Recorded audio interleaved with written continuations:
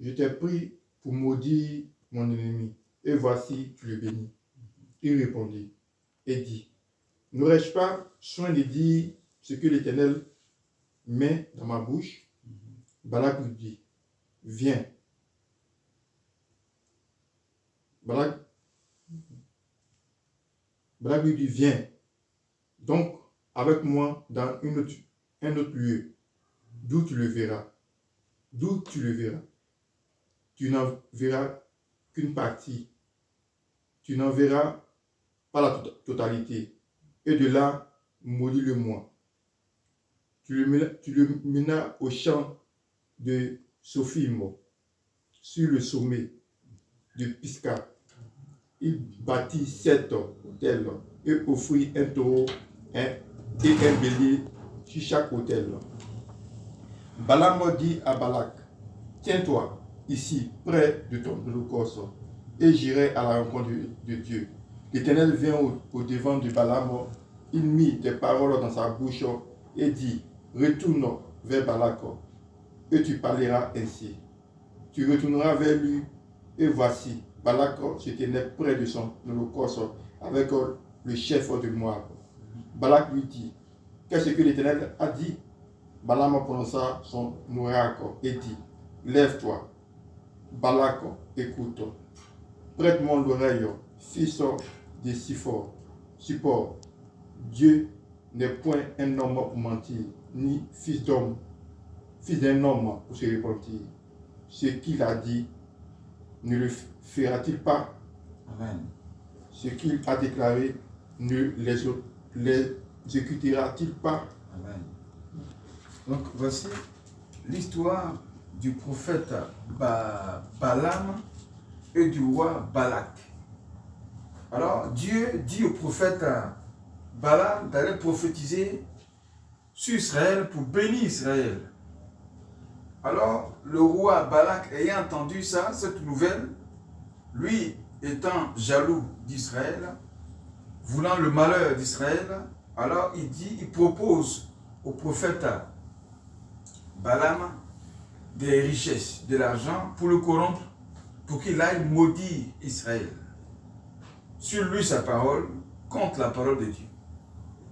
Alors, à la fin, le prophète Balaam, qui ayant pris ce que le roi Balak l'a proposé, il partait sur le chemin pour maudire Israël. C'est là que, sur son âne, l'âne a vu un ange qui avait barré le chemin et qui avait une épée. Alors, l'âne s'est arrêté. Le prophète Balaam frappe l'âne pour que l'âne bouge. Et l'âne finit par parler. Dieu ouvre la bouche de l'âne pour lui parler, pour dire, mais tu ne vois pas devant nous là qu'il y a un ange qui est là. Voilà comment le prophète Balaam a fini par changer ses propos et il a fini par bénir Israël. Pour dire quoi? Selon la fin de ce verset, voilà. Il dit, lève-toi Balak. Lève-toi Balak. Hein, il dit, écoute. Il dit, prête-moi l'oreille, fils de Support. Dieu n'est point un homme pour mentir, ni le fils d'un homme pour se repentir. Ce que sa bouche a dit, sa main ne le fera-t-il pas? Voilà. Donc Dieu ne peut pas changer les propos et les promesses qu'il fait sur nos vies. Mais l'ennemi qui est Balak peut vouloir les bloquer, les stopper, vouloir les changer, mais il n'arrivera jamais. Ça veut dire quoi? Personne ne peut falsifier les promesses de Dieu sur ta vie.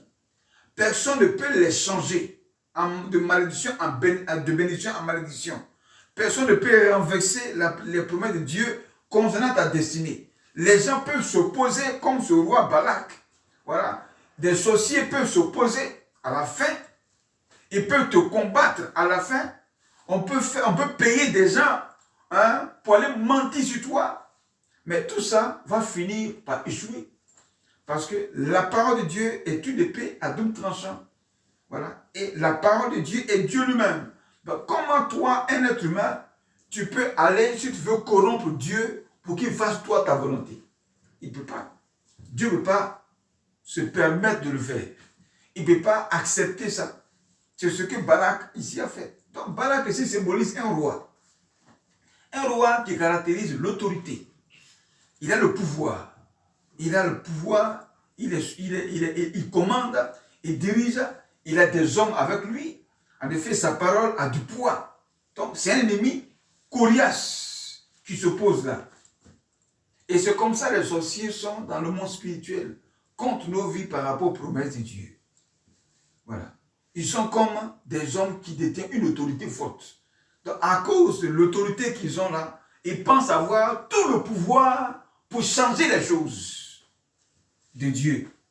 Mais là, le roi Balak, malgré sa royauté, malgré son pouvoir, malgré sa puissance, malgré les richesses qu'il a payées au prophète Balak pour le corrompre, Dieu a fini par dire lui Balak que moi Dieu, tu ne me connais pas. Ce que ma bouche a dit, ma main va l'accomplir. Que soient toi, tes plans et tes coups. Amen. Donc ça, cette parole-là, elle est destinée aux hommes de foi qui la tiennent par rapport à l'année qui tire à sa fin. Parce que l'année tire à sa fin, il y a beaucoup de remis-ménage sur le plan spirituel. Il y a beaucoup de positions, beaucoup de combats. Et si tu n'as pas la foi pour croire que ce que Dieu a dit sur ta vie, sa main va l'accomplir, tu donneras accès à l'ennemi de pouvoir bloquer. Il peut bloquer, mais il ne peut pas faire échouer. Voilà. Ils peuvent s'opposer à ton mariage. Ils peuvent s'opposer à tes finances. Ils peuvent s'opposer à tes projets, mais ils ne peuvent pas les annuler. Voilà. Donc quand on s'oppose, en effet, c'est pour te créer un retard. C'est tout. C'est pour te mettre en retard. Ils te font la guerre. C'est pour te mettre en retard. Pour s'opposer. Mais si tu te lèves avec foi, si tu crois avec foi, l'ennemi va finir par lâcher prise. Et là, le roi Balak a fini par lâcher prise. L'opposition qu'il a mis là, il a fini par lâcher. Oui, il a fini par lâcher. Parce que sur le chemin, le prophète Balaam qui partait, maudit Israël, et l'ange de l'Éternel vient le stopper. Ça veut dire que ce que tu vas vouloir faire, contrairement à la volonté de Dieu, Dieu a fait échouer toi ton plan, mais lui, son plan ne échouera pas. Qu'est-ce que tu vois? Le prophète Balaam partait faire la volonté du roi Balak. Au lieu de faire la volonté de Dieu, lui partait faire la volonté du roi Balak. Et Dieu finit par le bloquer sur le chemin. Il n'a plus accompli la volonté du roi Balak, mais il sera tenu et obligé d'aller faire la volonté de Dieu de bénir Israël. Est-ce que tu vois ça? Voilà. Donc ça, la fin de l'année, c'est pour les hommes de foi. Tout ce qui se passe à la fin de l'année, là, ce combat spirituel, c'est pour les hommes de foi. Donc ceux qui n'ont pas la foi, l'ennemi, à travers ce roi Balak, peut bloquer ta destinée. Il peut bloquer ta bénédiction. Il peut bloquer les promesses de Dieu. Mais il ne peut pas les effacer. Mais s'il les bloque, que toi aussi tu es découragé, tu te laisses corrompre par l'opposition, par l'ennemi, et que tu croises les bras, tu ne fais rien, la bénédiction restera bloquée là. Ta vie restera bloquée là. Et c'est comme ça beaucoup sont capables de mourir. Des hommes sont capables de mourir sur la terre sans voir les promesses de Dieu s'accomplir sur leur vie. Ça ne veut pas dire que Dieu a supprimé ça. Parce que Canaan, quand tu lis l'histoire des enfants d'Israël, ils sont d'Égypte. Dieu l'a dit par Moïse, je vous conduis à Canaan, où coule le lait et le miel. Canaan était une promesse. C'était une promesse. Et Dieu allait l'accomplir. Vaille qui vaille, coûte que coûte.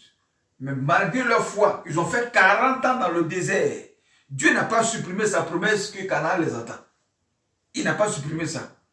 Jusqu'à ce que les enfants de moins de 17 ans aillent là-bas et que les vieillards périssent dans le désert à cause de leur incrédulité, leur murmure, leur doute. C'est pour ça qu'ils sont morts dans le désert. Mais Dieu n'a pas supprimé ça. Jusqu'à ce que les enfants de moins de 17 ans rentrent à Canaan. Alors que ces enfants étaient très petits. Il y en a même qui sont nés dans le désert. Parce qu'ils ont fait 40 ans dans le désert, ça veut dire que ces enfants sont nés dans le désert. Est-ce que tu vois ça? Ils sont nés dans le désert, ils n'ont pas entendu les paroles de Dieu de la bouche de Moïse. Quand Moïse paraît pour leur dire que Dieu dit, on s'en va à Canaan, où coule le lait et le miel, ces enfants n'étaient pas là. Il n'était pas là.